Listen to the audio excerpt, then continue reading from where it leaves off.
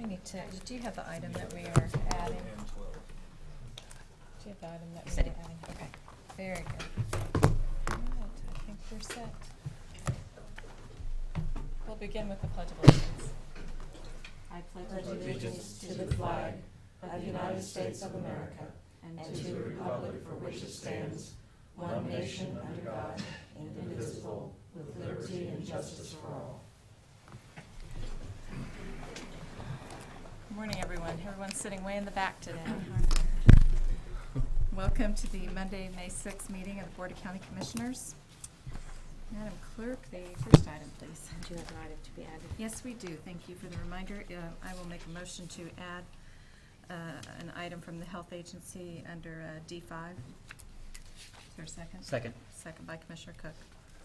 All in favor of the motion, say aye. Opposed, no. Motion carries 3-0.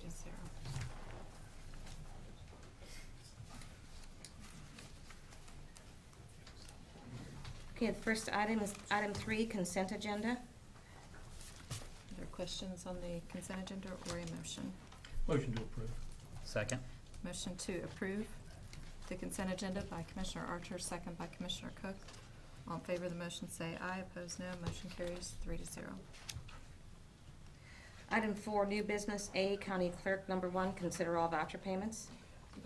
Good morning, Madam Chair. We have one set of vouchers dated May 3rd, 2013, in the amount of $706,546.20. I'm going to have a couple of questions about the vouchers, but I will make a motion to approve it as presented. Second. So motion by Commissioner Archer, second by Commissioner Cook. Any questions at this time? Yes, for the county counselor, we had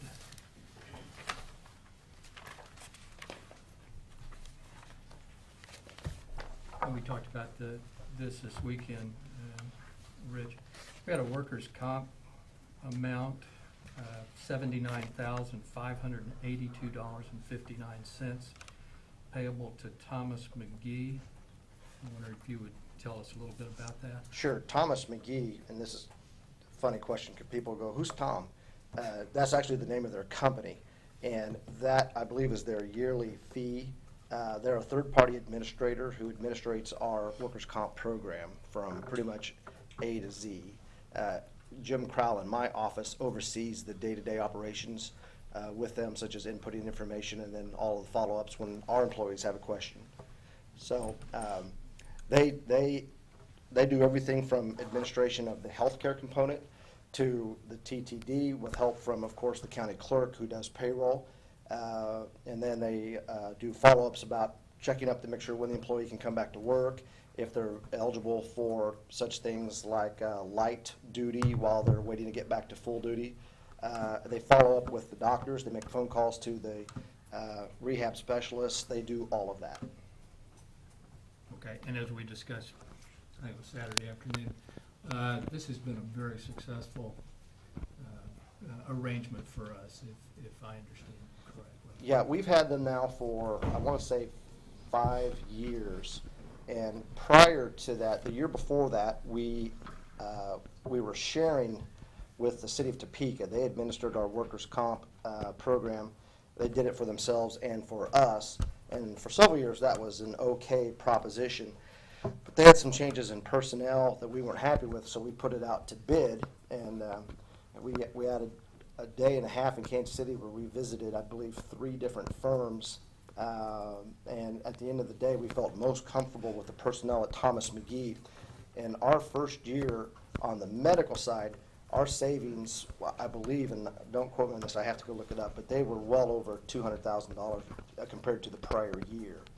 And now, as you know, the law recently changed last year with how workers' comp is administered in Kansas, and we expect further savings, although I don't think we haven't lived a full year underneath that yet, so it's hard to bring those numbers back. But in terms of the administration, my office is very happy with Thomas McGee.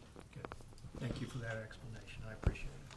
The only other thing I noticed that we do a lot of business with Century United department-wide, and I would ask that the financial administrator review that with departments to make sure that we're taking advantage of any discounts, any opportunities, anything we can, because we're spending tens of thousands of dollars with Century United every year. Well, and I would think not only Century United, but any of those that we do a lot of business with. Yes, yes. And Thank you, Betty. most of those are by contract. I mean, we do have contracts with Yes. Airmark and with most of these, and periodically, we do renew those contracts and go out for bid, that sort of thing. I don't know when the last time it was we did for Century United. I don't know right offhand. I but- believe Century United is, with that's a state contract. State contract, Mhm. okay, all right. Well, my only point was any organization where we're spending tens of thousands of dollars, we ought to make sure that we're getting our money's worth. That was the only point I was making. Sure. Madam Chair. Thank you, Madam Chair. Yes. In addition, Ms. Greiner, when you're looking at Century United, if we could also look at, I know you said other people that we do business with, but for example, independent stationers, we have 3 different people that we're using for paper supplies. The district attorney's office uses one, the audit finance department uses another, the sheriff uses a third. And so if we're all buying paper supplies, and then sometimes I'll see that in a pinch we'll run out to Office Max, and so, or other retailers. And if we can look to see if we can centralize some of these purchases, also, and that's just one area, but if your office can start looking into that to see if there might be some cost savings. Sure, certainly will. And Question? I had one other item. On April the 29th, I had asked us to hold the payment to the billiard supply company for the recovery of a pool table. After meeting with the Parks and Rec Department, talking with the county counselor, I would ask that that check be released to the billiard supply company. Okay. And it was for $350. Okay. Actually, let's vote on the vouchers Yes, first. definitely. There's a motion and a second. All in favor, say aye. Opposed, no. Motion carries 3-0. And then Motion that's your to move, motion. motion to Okay. release billiard supply for $350. Second. Second by Commissioner Archer. All in favor of the motion, say aye. Opposed, no. Motion carries 3-0. All right. Item A2, correction, there are no correction orders today. Item B, Bond Council. Number 1, consider approval of resolution number 2013-44, expressing the intent to issue Shawnee County, Kansas healthcare facilities refunding revenue bonds, Series 2013, and set a public hearing on May 16th, 2013. Good morning, Bob Perry. A little history in this I think would be helpful. Midland Care Connection is a 501c3 not-for-profit company that provides specialized health care to people who are at the end of their life needs and their families.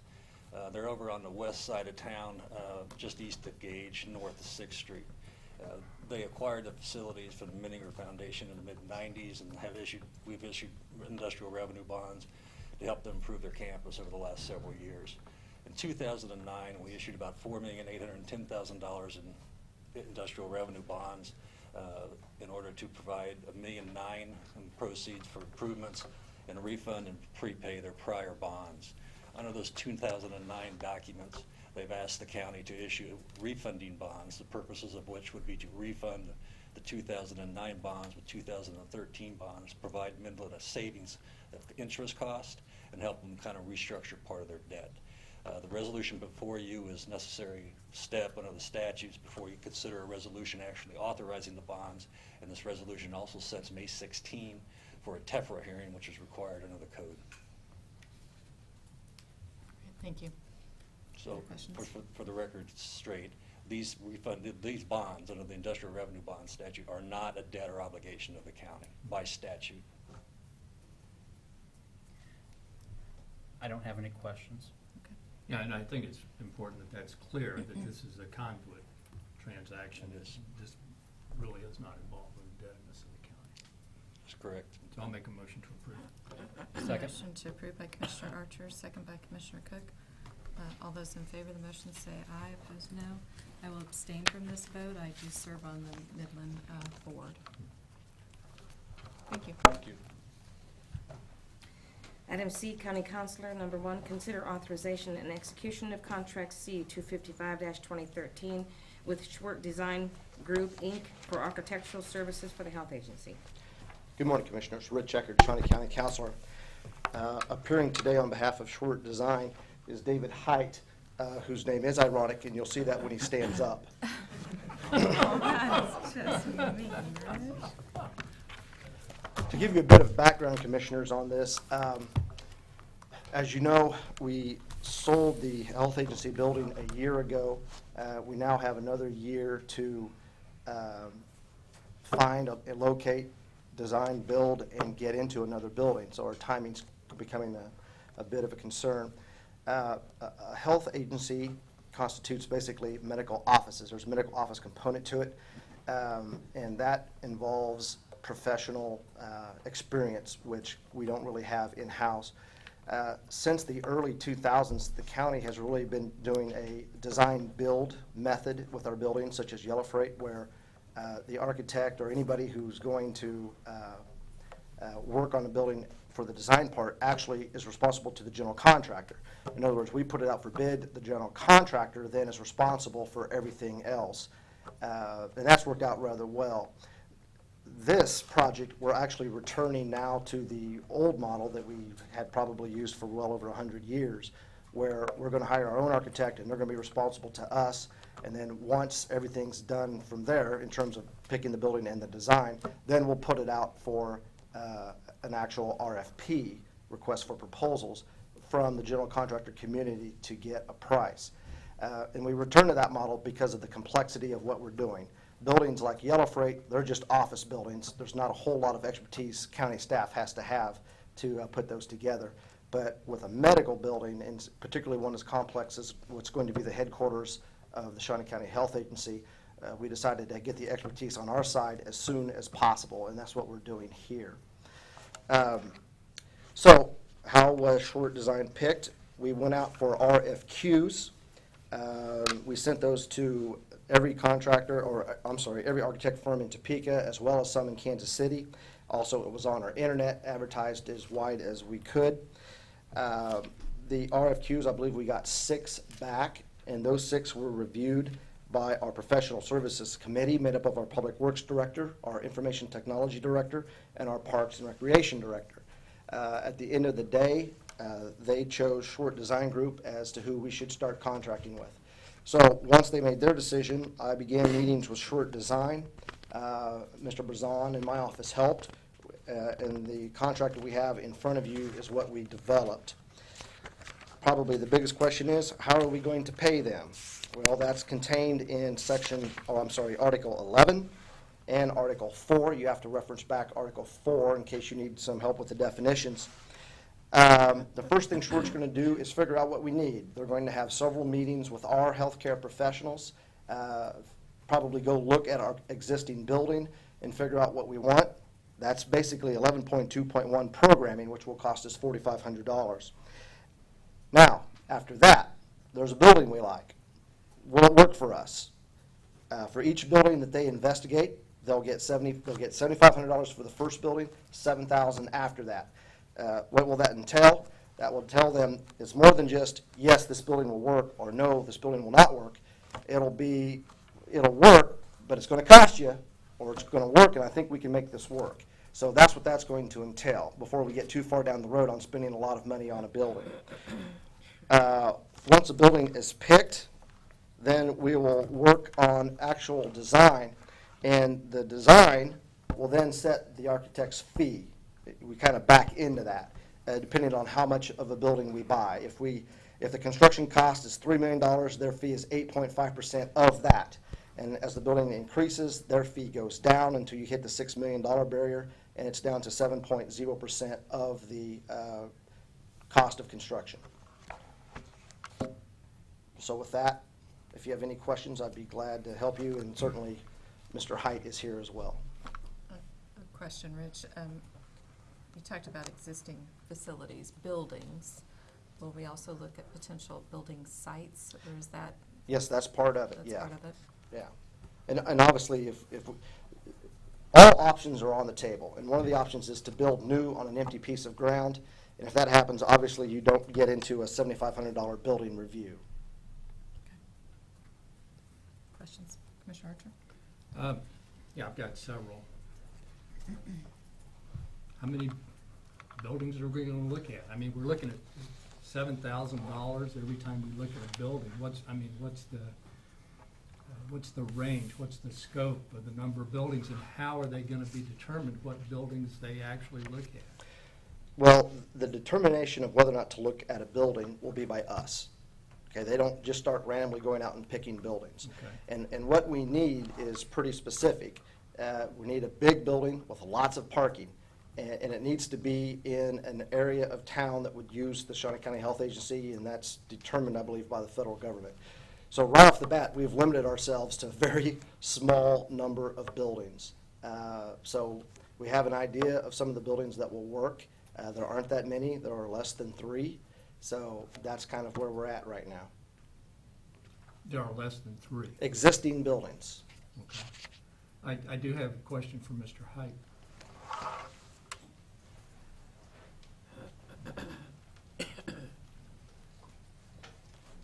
Good morning, Commissioners. Good morning. Good morning. Thank you for coming. Absolutely. I appreciate your being here this morning. Has Short Design done this in the past? How many times have you done this? Well, really, in responding to the RFQ, we saw that there was really 2 key aspects that we could kind of examine as key factors in the project. The first being obviously experience with medical, which, as Mr. Eckert said, does have a certain specialty to it.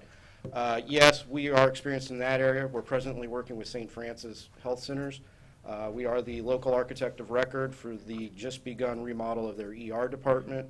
We are also the architects for 2 new off-site clinics in the community, primary care and emergent care clinics that they are developing, as well as several other remodels of departments within the hospital, as well as at several of their outlying facilities.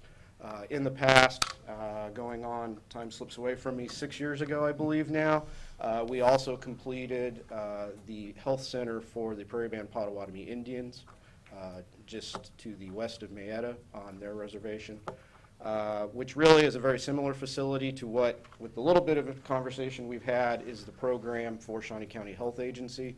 It had office and administrative component, as well as primary care component, and actually also some specialty and community health education pieces to it.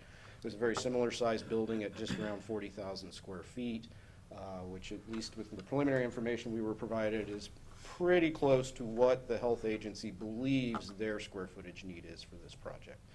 The second aspect we saw that is important was this issue of looking at taking existing facilities and what does it take to renovate them to accommodate the needs. Obviously, there isn't a vacant 40,000 square foot health center sitting in Topeka or Shawnee County for them to conveniently move into. And that's another area where we have done similar work.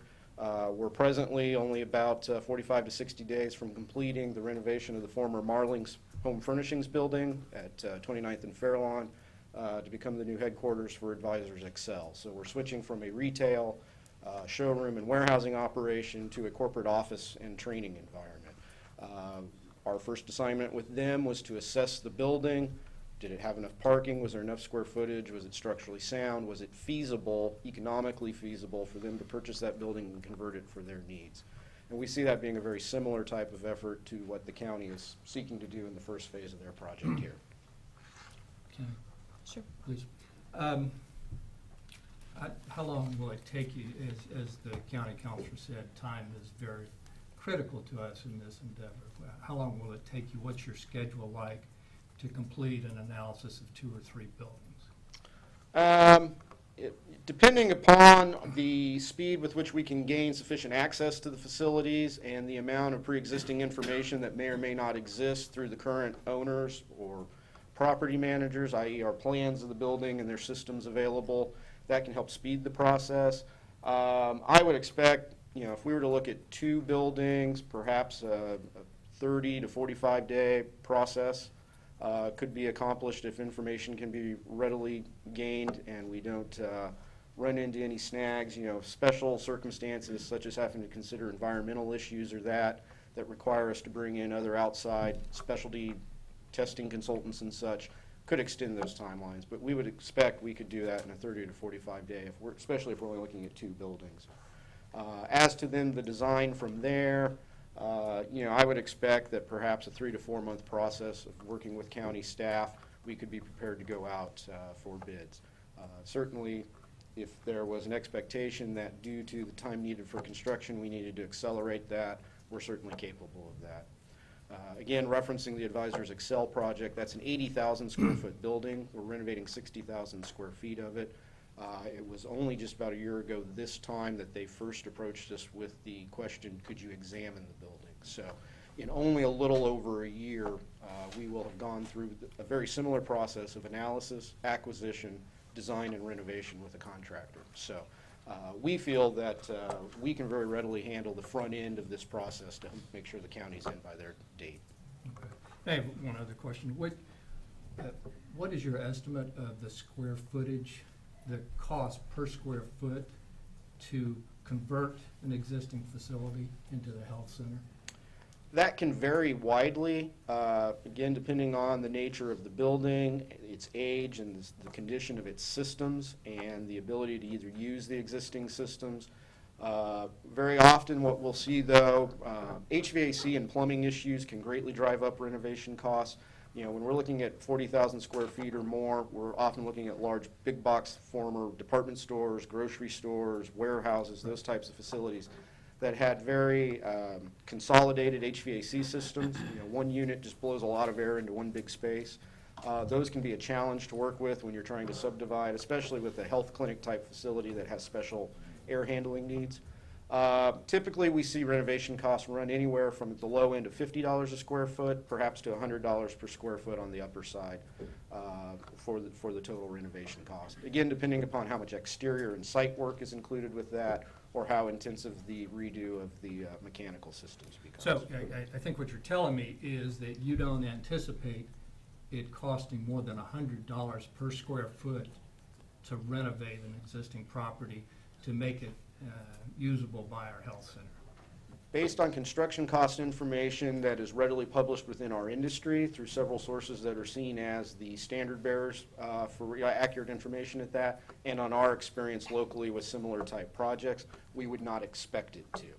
Obviously, we can't stand here and guarantee, not knowing exactly the facility and its conditions, that we would ultimately select, or that the county would ultimately select, but we would expect it to be very low odds that it would exceed that. Okay. I think I'll hold you to that. I'm going to make a motion to approve, but with the proviso that we not do more than 2 buildings. And I think we can discuss that in an executive session, but I don't want us to spend months and tens of thousands of dollars looking willy-nilly for properties. So I'll make a motion to approve with the proviso that we don't go over 2 buildings for the analysis. So. That wouldn't be reflected in the contract, though, would it? How could we? Well, if I do 3, you'd have some questions for me. Let me assure you, I will not be doing 3. Okay. What does it have in the contract, though, Rich? It's Would it- unlimited. It's Is it unlimited. unlimited? Yeah. Right. Okay. And I'll do you even one better. When we tell them which building we want them to look at, we'll do that by written letter signed by Commissioner Bueller, not myself. So that'll be the check on that. Okay. I'll second, but Madam Chair, I do have some questions myself. Sure. If we could start with Schwartz Design. The discussion with Commissioner Archer centered around existing buildings. Yes. What if we can't find an existing building that we would renovate? What would be the role of Schwartz Design then? We would see it to be a similar one, except then instead of looking at buildings, we'd be looking at available property sites that are known to be for sale or that someone would be willing to sell to the county. Again, those same criteria of being located in the correct areas within the county that conform to the federal guidelines for where this facility needs to be located, and that there's sufficient land for a building of the proper size with sufficient parking and those issues. Essentially, it would be, if you look in section or Article 4 of the contract before you, we had described 3 things: existing facility analysis, or actually 2 items, I believe: existing facility analysis and site analysis. Really, it would become that component of the site analysis, looking at land availability, its usability, and sufficiency that we would perform. Okay. And as far as the cost goes, the cost is really the same, whether it's a building or just a site. We didn't, again, our understanding being it was the county's true intent to hopefully purchase an existing facility. I don't think we clearly addressed that. Again, I think we would be very open to a discussion about an equitable compromise, that if it is a smaller scope of service being provided for a analysis of a bare site rather than an existing facility, we would be open to discussing that with Mr. Eckert and the health agency staff. And so is that contemplated that that would be something that happens after the fact? I think as we begin the process, my guess would be we would first probably look at the potential for existing facilities. If we are we or health agency staff are gaining a strong inclination that there isn't an existing building sufficient for their needs, our expectation, and generally the language of this contract states that we can't expect to be paid for anything that we don't, previous to performing the service, negotiate and gain your authorization for. So it would be our intent to certainly bring our desire to want to do that service and at what cost, have that discussion with Mr. Eckert and the staff, and then I'll let him decide if that needs to come back before this body for approval. And then questions for Mr. Eckert. Given that discussion, should that be memorialized in the contract now, or just with the understanding that we're in a public meeting and everybody heard it? Well, what I would do would be, I would do an addendum to the contract. I would do a rider to it when we come to that day. One of the reasons we're not really looking at build new is Mr. Archer and I had this discussion, I believe this was Sunday's discussion, was the cost of building new of our new health agency, our building out on California. It certainly exceeded $100 per square foot by quite a bit. So that's why we want to concentrate on existing facilities, because historically that's proven to be more economical.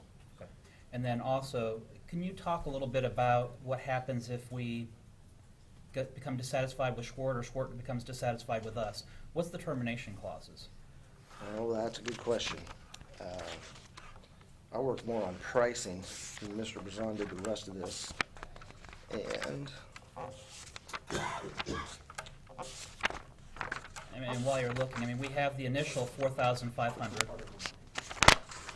We have the initial 4,500 regardless of what happens. that's after they've completed their interviews, yes. And then we have the 7,500 for the first building, 7,000 thereafter. Correct. But then as to the termination, if we become dissatisfied or something comes up that they become dissatisfied with us. If they fail substantially, and those are legal words, if they fail substantially, or if we fail substantially, either party may terminate this agreement upon not less than 7 days written notice, though no fault of the party initiating the termination.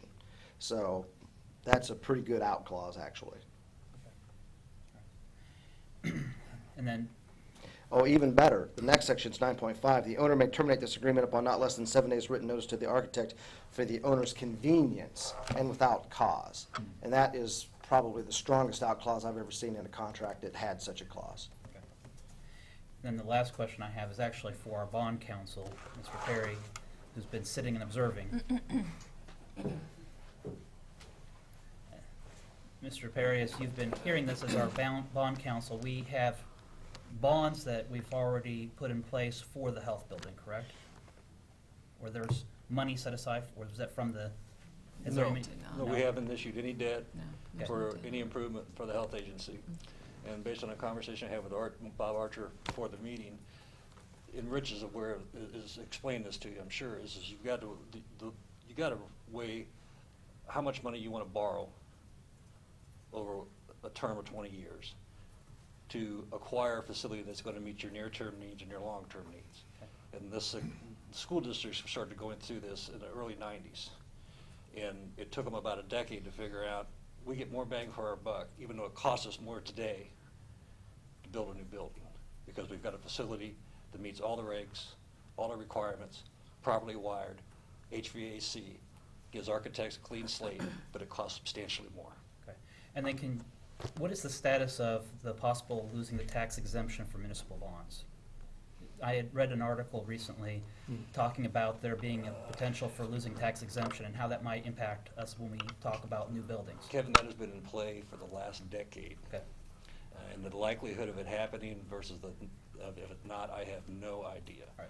I do know that the Association of Counties and all municipalities, as well as architects and engineers, have all pointed out to Congress that if you take away the tax exempt status of municipal debt, all you've done is shift a ton of money away from municipalities in order to do their infrastructure.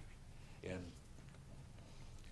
I don't sit on your side of the table for a reason. I don't quite understand the processes that go on in Congress. So I don't have an answer for that. So would it be fair to say that we should be concerned but not?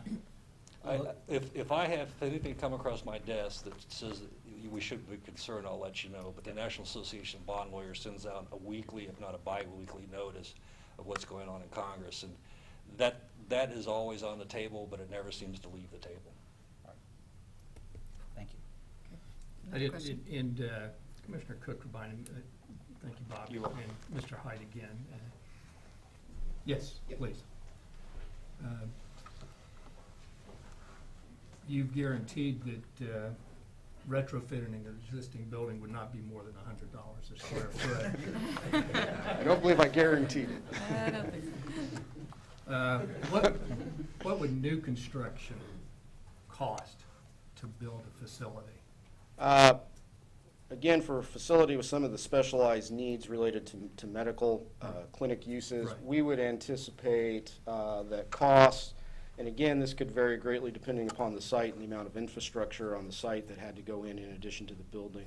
But we could anticipate those to perhaps run anywhere from $175 to $225. So again, new construction typically could cost you nearly double of renovation of an existing facility. So new construction, if I understand you correctly, at around $200 a square foot, 40,000 square foot building would be about $8 million. Yes. Thank you. Allison, I have a few questions for you all. You have questions? Yes.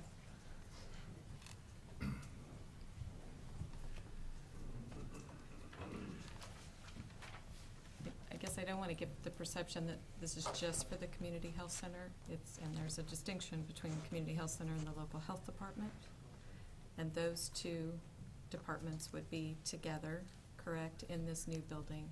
And then there's some discussion about bringing some departments where they're located maybe at North Annex or Central Park and merging them into this facility as well. That is correct. This That's would be been a discussion. combination facility so that multiple programs and services would be available under one roof. Okay.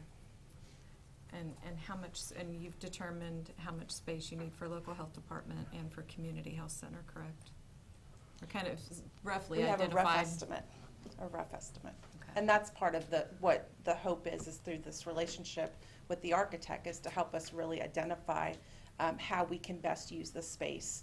I think both of us agree that there's probably efficiencies that can be gained from having a better laid out facility, which could result in less space being needed. So again, that's where we need some of that expertise to help us in those decisions. Okay, all right, thanks.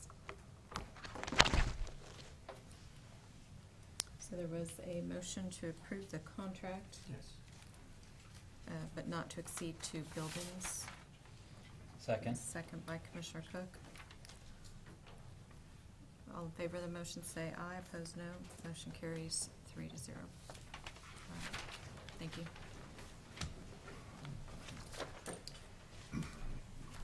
Item D, Health Agency, number 1, consider approval of request to submit application for 2 sodium reduction in the workplace mini grants to the Kansas Department of Health and Environment, requesting $999 per grant for a combined cost of $1,998, and authorization and execution of contracts C 256-2013 and C 257-2013 for same. Morning, Commissioners. Allison Alejos. As stated, we're requesting permission to submit 2 grants to Kansas Department of Health and Environment for the sodium reduction in workplace. Through this grant, we'll be able to work towards reducing sodium consumption among our employees, really trying to raise awareness of sodium intake and just overall increasing the workforce, the health of the workforce. Through these two grant opportunities, the one for the health agency, we're really looking at implementing a meeting policy so that we are offering for any catered event that we have or meeting that we provide food at, that we have lower, healthier, lower sodium food options available to staff and those that are participating with us. And then we're also looking at a vending machine labeling policy so that when folks go and use the vending machines, they're able to see the most healthy options fairly easily. With the county application, we're looking at implementing a vending machine policy so that we have a higher percentage of healthy options available to employees. And then also looking at labeling of the same machines. Things that we want to do through the grant is to survey staff to make sure that they are aware and kind of get an understanding of what it is that they would like to see through this work. Also working very closely with the vending company to get the options available to staff and the labeling done, and then also communicating with staff pretty regularly about what it is that we're doing and why. There's no matching funds. There's no matching funds. Other questions? Commissioner Archer? Thank you, Madam Chair.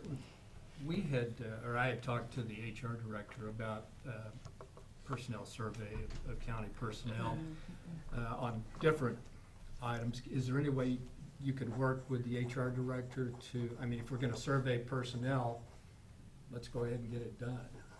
Sure. HR? Mr. Stone?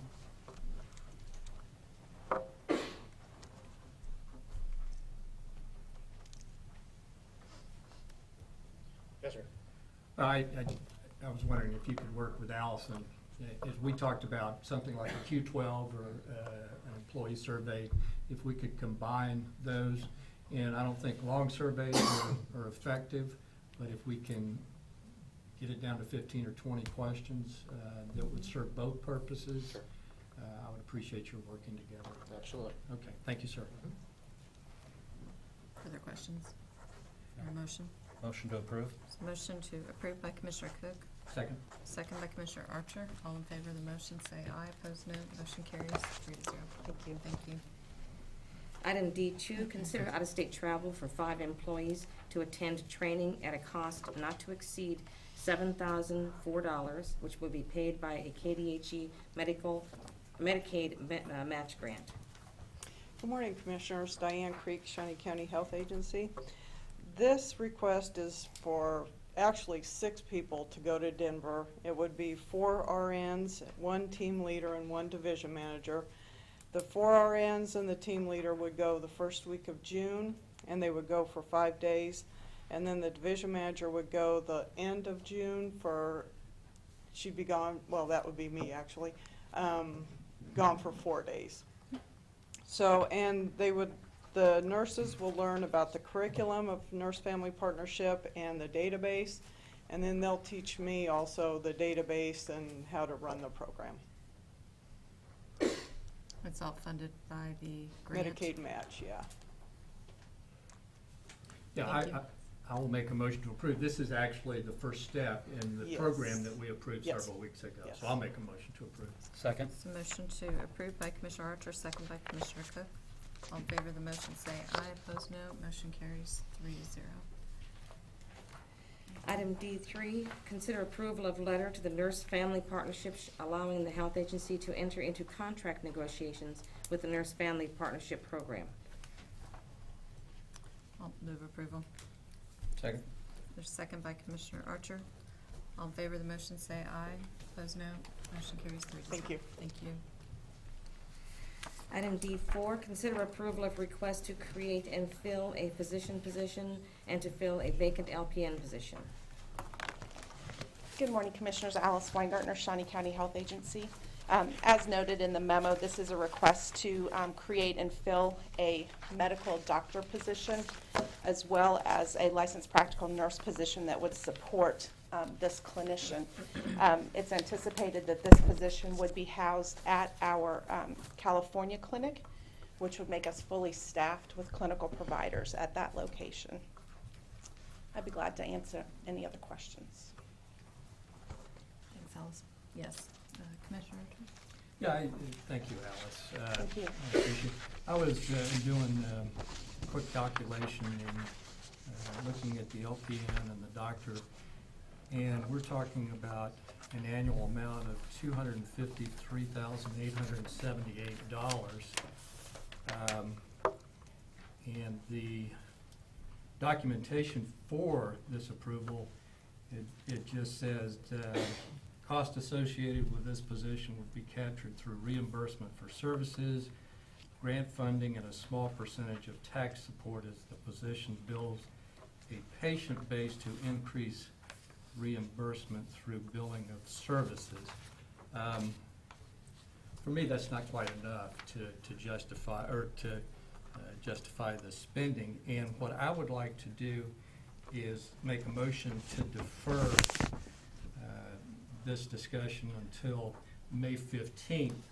And in the meantime, I'd like for you to discuss this with our financial administrator and answer such questions as what are the short and long-term financial impacts. I'd like an analysis of the demand for services. And then finally, is there any way we can save money on this? For example, when I go to the doctor's office anymore, I usually see a nurse practitioner. And if that would be a possibility for this opportunity that we have. So I will make a motion that until it's discussed with our financial administrator, that we would defer this until May 15th. I'll second. And I might note that, Allison, I know that you had provided some documentation to the commissioners previously Yes. outlining costs and benefits, and so those might be something that you would be able to share with the financial administrator, Okay. as well as our HR director. Okay. Are you referring to Yes. this document here? Yes. Which and- it has been shared, that document has been shared with our HR director at the time it was developed. I don't know that Betty was on board yet, but we can certainly visit with her about that. Because it does cost analysis for return on investment, advantages, disadvantages, and feasibility and rationale. Potential gross revenue, $443,000. Potential net revenue, $245,000. If we invest in personnel cost of $243,000. So, And the other thing, just to address your comment about the nurse practitioner, we do have a number of nurse practitioners already on staff. And so we're trying to get a better balance of our medical providers with our nurse practitioners, and that's why we're looking to hire a medical doctor versus a nurse practitioner. But we do utilize, we currently have 5 nurse practitioners as part of our group of providers right now. That's good. Yep, and utilize physician assistants for that same reason. I appreciate your work on this. Looks like we're going to defer until May 15th. Okay? So motion to defer by Commissioner Archer, second by Commissioner Cook. All in favor of the motion, say aye. Opposed, no. Motion carries 3-0. Thank you, Commissioners. And one more item. Yeah, And you do. the added item D5, consider approval to submit grant to Kansas Association for the Medically Underserved for the Kansas Health Foundation funding in the amount of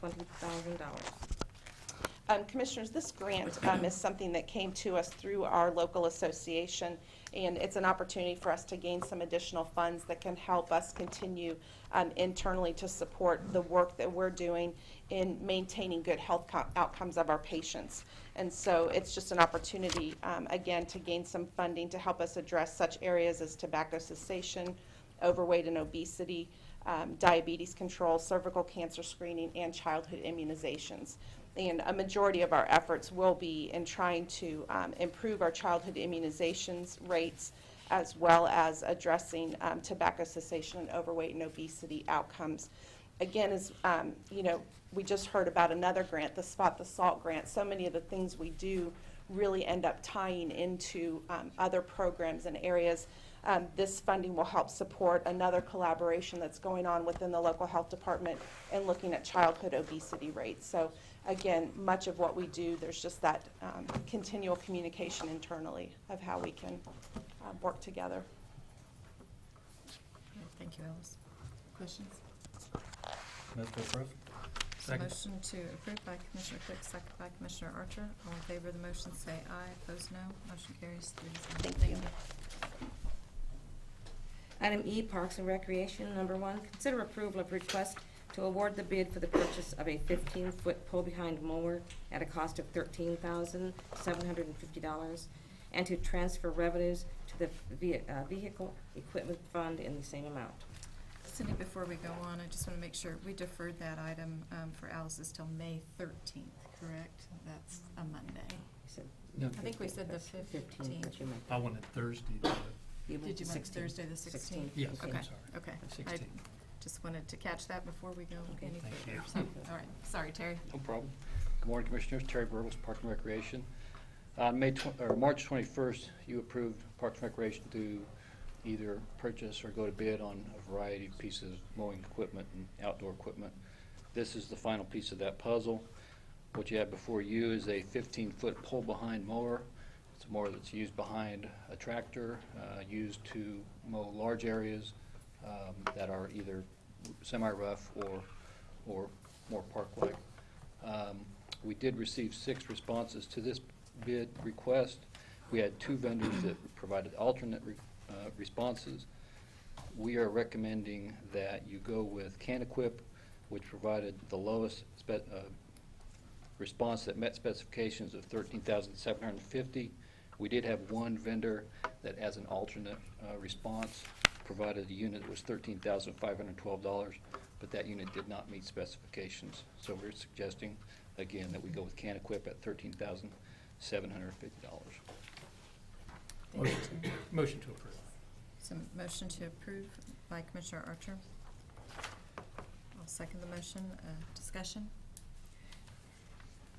We talked about this when it was approved, but just to bring it up again, you're still convinced that you need this after the purchase of the $84,000 lawnmower that has the 15 with the 2 bat wings of 15 each? Yes. Of a total of 45 feet Yes. across.